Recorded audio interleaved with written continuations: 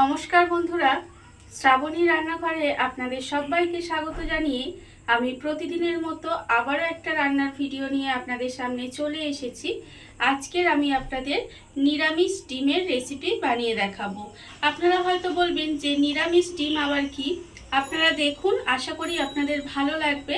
আর তার জন্য কিন্তু আমার পুরো ভিডিওটা আপনাদের দেখতে হবে। আর দেখা শুরু করার আগে একটা লাইক দেবেন, সুন্দর একটা কমেন্ট করবেন আর শেয়ার করতে ভুলবেন না। তাহলে চলুন আজকের আমি এই নিরামিষ ডিমের রেসিপিটা কিভাবে বানাই সেটা আপনারা একবার দেখে নিন। রান্নাটা করার জন্য প্রথমে আমি এখানে দেখুন গ্যাসটা অন করে একটা কড়া বসিয়ে দিয়েছি। এইবারে কড়ার মধ্যে দিয়ে দেব প্রথমে জল।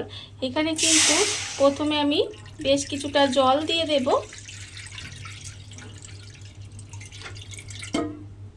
এবারে জলের মধ্যে দিয়ে দেব দেখুন নুন। আমি কিন্তু এখানে আন্দাজ মতো একটু নুন দিয়ে দিলাম। দিয়ে নুনটাকে প্রথমে খুব ভালোভাবে মিশিয়ে দেব। মিশিয়ে দিয়ে এবারে এর মধ্যে দিয়ে দেব ডিম। আপনারা হয়তো বলবেন যে নিরামিষ ডিম আবার কি?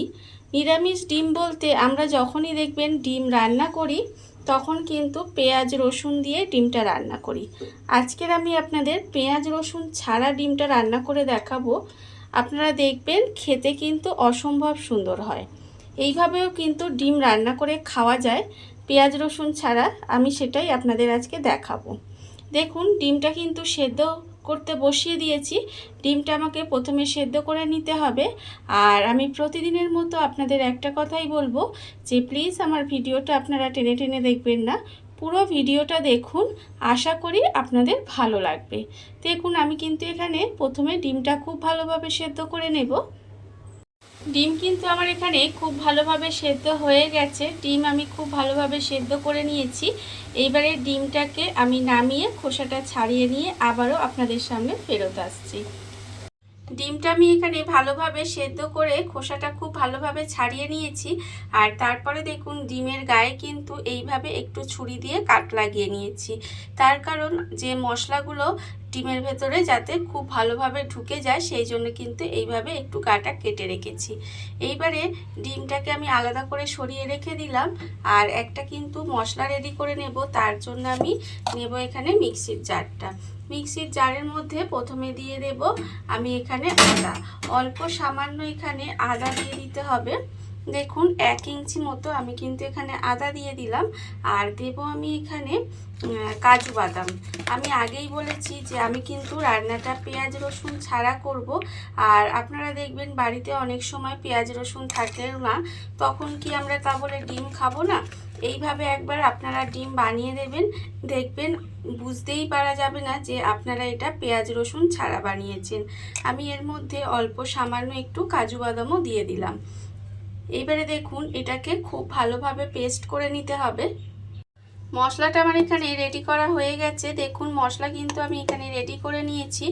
আর অন্যদিকে গ্যাসটা অন করে একটা কড়া বসিয়ে দিয়েছি। এইবারে আমি কড়ার মধ্যে দিয়ে দেব সর্ষের তেল। এখানে কিন্তু আমি রান্নাটা সর্ষের তেলে করছি, আপনারা চাইলে এটা সাদা তেলেও করতে পারেন।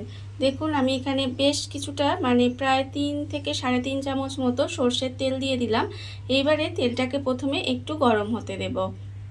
তেলটা আমার এখানে গরম হয়ে গেছে। এইবারে আমি তেলের মধ্যে দিয়ে দেব খুব অল্প সামান্য একটু নুন। মাছ কিংবা ডিম ভাজার সময় আপনারা যদি একটু নুন তেলের মধ্যে দিয়ে দেন তাহলে দেখবেন ডিমটা কিন্তু আর কড়াই লেগে যাবে না, বা মাছটাও কিন্তু কড়াই লেগে যায় না। এইবারে দেখুন আমি তেলের মধ্যে ডিমগুলো দিয়ে দেব। দিয়ে ডিমগুলো কিন্তু খুব বেশি লাল করে ভাজবো না, একটু হালকা করে এপিট ওপিট করে ডিমগুলো প্রথমে ভেজে নেব। ডিমগুলো আমি এখানে এপিট ওপিট করে হালকা করে ভেজে নিয়েছি। আর এর থেকে বেশি কিন্তু ভাজবো না। এইবারে ডিমগুলোকে আলাদা করে তুলে রেখে দেব। ডিমগুলো আমি আলাদা করে তুলে রেখে দিয়েছি। এইবারে ওই তেলের মধ্যেই রান্নাটা করব। প্রথমে দেব এখানে একটা তেজপাতা মাঝখান থেকে ছিঁড়ে রেখে দিয়েছি, সেটা দিয়ে দিলাম। আর দেব এখানে গোটা গরম মশলা। গোটা গরম মশলার মধ্যে আছে ছোট এলাচ, লবঙ্গ আর অল্প একটু দারচিনি। সেই গোটা গরম মশলাটা আমি এখানে দিয়ে দিলাম। এইবারে আমি এর মধ্যে দিয়ে দেব যে আমি প্রথমে এখানে একটা মশলা রেডি করে রেখেছিলাম, আদা আর কাজু বাদাম বেটে রেখেছিলাম সেই মশলার পেস্টটা কিন্তু আমি এখানে দিয়ে দিলাম। মশলার পেস্টটা দিয়ে খুব ভালোভাবে কিন্তু তেলের মধ্যে একটু গ্যাসটা লোতে দিয়ে এইভাবে কষিয়ে নেব, যাতে কাজু বাদামটা কড়ায় লেগেও না যায়, আবার আদার যে একটা কাঁচা গন্ধ থাকে সেটাও চলে যায়। সেই ততক্ষণ পর্যন্ত কিন্তু এইভাবে একটু সময় কষিয়ে নিতে হবে। আদা আর কাজু বাদামটা দিয়ে আমি একটু সময় এইভাবে তেলের মধ্যে কষিয়ে নিয়েছি। এতে দেখুন আদার কিন্তু কাঁচা গন্ধটা চলে যাচ্ছে। এবারে আমি এর মধ্যে দিয়ে দেব আন্দাজ মতো এখানে নুন, আর খুব অল্প সামান্য একটু চিনি, আছে হাফ চামচ হলুদ গুঁড়ো, হাফ চামচ লঙ্কার গুঁড়ো, আর হাফ চামচ কাশ্মীরি লঙ্কার গুঁড়ো। সামান্য কিছু ঘরোয়া উপকরণ দিয়েও যে পেঁয়াজ রসুন ছাড়া এত সুন্দর ডিমের রেসিপি করা যায়, সেটা কিন্তু আপনারা না করলে বুঝতে পারবেন না। দেখুন আমি সমস্ত গুঁড়ো মশলাগুলো এখানে দিয়ে দিলাম। এবারে দেব আমি এখানে টক দই। এখানে কিন্তু প্রায় 3 চামচের মতো টক দই আমি ফেটিয়ে রেখেছি, সেই টক দইটাও কিন্তু এখানে দিয়ে দিলাম। টক দইটা দিয়ে আবারও কিন্তু খুব ভালোভাবে একটু মিশিয়ে নেব। আর এই সময় কিন্তু গ্যাসটা অবশ্যই লোতে দিয়ে রাখবেন, তার কারণ টক দইটা মেশানোর সময় গ্যাসটা যদি না লোতে দিয়ে রাখি, তাহলে দইটা দেখবেন কেমন একটা ছানা কেটে কেটে যায়। সেই জন্য এইভাবে একটু টক দইটা দিয়েও কিন্তু খুব ভালোভাবে গ্যাসটা লোতে দিয়ে এইভাবে একটু কষিয়ে নিতে হবে, মানে মিশিয়ে নিতে হবে, সরি। এইবারে দেব এর মধ্যে অল্প একটু দইয়ের বাটিটা ধুয়ে জল দিয়ে দিলাম, দিয়ে আবারও কিন্তু খুব ভালোভাবে মিশিয়ে নেব। মিশিয়ে এবারে মশলাটাকে খুব ভালোভাবে একটু কষিয়ে নিতে হবে। গ্যাসটা লোতে দিয়েই কষাবেন এইভাবে, কারণ এখানে কাজু বাদাম দেওয়া আছে, তলায় কিন্তু লেগে যেতে পারে। সেই জন্য এইভাবে গ্যাসটা লোতে দিয়ে আস্তে আস্তে কিন্তু মশলাটা কষিয়ে নেব, যতক্ষণ না পর্যন্ত মশলা থেকে তেলটা ছেড়ে দেয়। মশলাটা আমি এইভাবে খুব ভালোভাবে কষিয়ে নিয়েছি। দেখুন মশলা থেকে কিন্তু একেবারে তেলটা ছেড়ে দিয়েছে। এইবারে আমি এর মধ্যে দিয়ে দেব জল। এখানে মিক্সির মধ্যে অনেকটা মশলা লেগেছিল, সেই মিক্সিটা ধুয়েই কিন্তু আমি এখানে বেশ কিছুটা জল দিয়ে দিলাম। দেখুন খুব বেশি জল কিন্তু আমি এখানে দেব না, প্রায় 1 বাটির মতো এখানে জল দিয়ে দিলাম।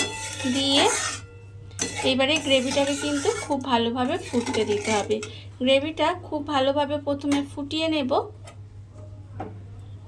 গ্রেভিটা আমার এখানে দেখুন খুব ভালোভাবে ফুটে গেছে। গ্রেভিটা আমি এখানে খুব ভালোভাবে ফুটিয়ে নিয়েছি। এইবারে আমি এর মধ্যে দিয়ে দেব যে ডিমগুলো আমি এখানে আগে থেকে একটু হালকা করে ভেজে রেখেছিলাম, সেই ডিমগুলো কিন্তু এর মধ্যে দিয়ে দেব। ডিমগুলো দিয়ে আমাকে কিন্তু খুব ভালোভাবে একটু মিশিয়ে এইভাবে রান্না হতে দিতে হবে, যাতে এই ডিমের মধ্যে সমস্ত মশলাগুলো খুব ভালোভাবে ঢুকে যায়। সেই জন্য কিন্তু এইভাবে একটু সময় রান্না করে নেব। আর রান্নাটা হয়ে গেলে আপনারা শেষ পর্যন্ত দেখুন, দেখে আপনারা দেখে বলতে পারবেন যে এটা পেঁয়াজ রসুন ছাড়া রান্না হয়েছে। দেখে কি বোঝা যাবে? দেখুন আপনারা শেষ পর্যন্ত না দেখলে কিন্তু বুঝতে পারবেন না। আমি এইভাবে ডিমটা দিয়ে কিছুক্ষণ ঢাকা দিয়ে রান্না হতে দেব, যাতে ডিমের মধ্যে সমস্ত মশলাটা খুব ভালোভাবে ঢুকে যায়। গ্যাসটা লোতে দিয়ে এইভাবে ঢাকা দিয়ে বেশ কিছুক্ষণ রান্না হতে দিয়েছিলাম। তার ফলে দেখুন রান্না কিন্তু আমার এখানে প্রায় হয়ে এসেছে, আর ডিমের মধ্যে কিন্তু সমস্ত মশলা ঢুকে গেছে। রান্না দেখুন একেবারে গ্রেভিটা মাখা মাখা হয়েছে। আর এটা এখন যতটা গ্রেভি আছে, মানে একটু জুস আছে, এটা কিন্তু ঠান্ডা হলে অনেকটাই কিন্তু আরও একটু মাখো মাখো হয়ে যাবে। রান্না আমার একেবারে রেডি। এইবারে আমি এর নামানোর আগে এর মধ্যে দিয়ে দেব অল্প সামান্য একটু গরম মশলার গুঁড়ো, খুব সামান্য একটু গরম মশলার গুঁড়ো দিয়ে দিলাম। আর দেব আমি এখানে একদম অল্প সামান্য একটু কাসুরি মেথি, আগে থেকে ভেজে গুঁড়ো করে রেখেছি, সেটাও কিন্তু এর মধ্যে দিয়ে দিলাম। আর আপনারাই দেখে বলুন যে এই রান্নাটায় যে আমি পেঁয়াজ রসুন ব্যবহার করিনি, সেটা কি দেখে বোঝা যাচ্ছে? আর এইভাবে আপনারা একদিন হলেও রান্নাটা করে দেখবেন। এই দিয়েই কিন্তু আপনারা সমস্ত ভাত খেয়ে নিতে পারবেন। আপনাদের বাড়িতে যখন ধরুন পেঁয়াজ রসুন থাকবে না, বা পেঁয়াজ রসুন ছাড়া একদিন খেতে ইচ্ছা করলো, তখন কিন্তু এইভাবে রান্নাটা আপনারাও বানিয়ে নিতে পারেন। দেখবেন খেতে অসম্ভব সুন্দর হয়। আর দেখে কিন্তু আপনাদের বাড়ির লোক বুঝতেও পারবে না যে এই রান্নাটা পেঁয়াজ রসুন ছাড়া আপনারা বানিয়েছেন। রান্না আমার একেবারে রেডি হয়ে গেছে। নিরামিষ ডিম রান্না আমার রেডি। এইবারে আমি গ্যাসটা অফ করে দেব আর আপনাদের পরিবেশন করে দেখাবো ঠিক কেমন হলো। দেখুন বন্ধুরা, বাড়িতে থাকা কত অল্প উপকরণে কত অল্প সময় কত সুন্দর একটা নিরামিষ ডিমের রেসিপি তৈরি হয়ে গেছে, আপনারা দেখতেই পেলেন। আর এটা কিন্তু খেতে অসম্ভব সুন্দর হয়। এইভাবে কিন্তু আপনারাও একদিন হলেও বাড়িতে বানিয়ে দেখতে পারেন। আর এই ভিডিওটা যদি আপনাদের ভালো লেগে থাকে, আপনারা যদি ফেসবুক থেকে দেখে থাকেন পেজটি ফলো করে দেওয়ার অনুরোধ রইল। আর যদি ইউটিউব থেকে দেখে থাকেন চ্যানেলটি সাবস্ক্রাইব করে নেওয়ার অনুরোধ রইল। তাহলে চলুন ভিডিওটা আমি এখানেই শেষ করছি। আপনারা সবাই ভালো থাকবেন, সুস্থ থাকবেন। আবারও হাজির হব নতুন কোনো রান্না নিয়ে।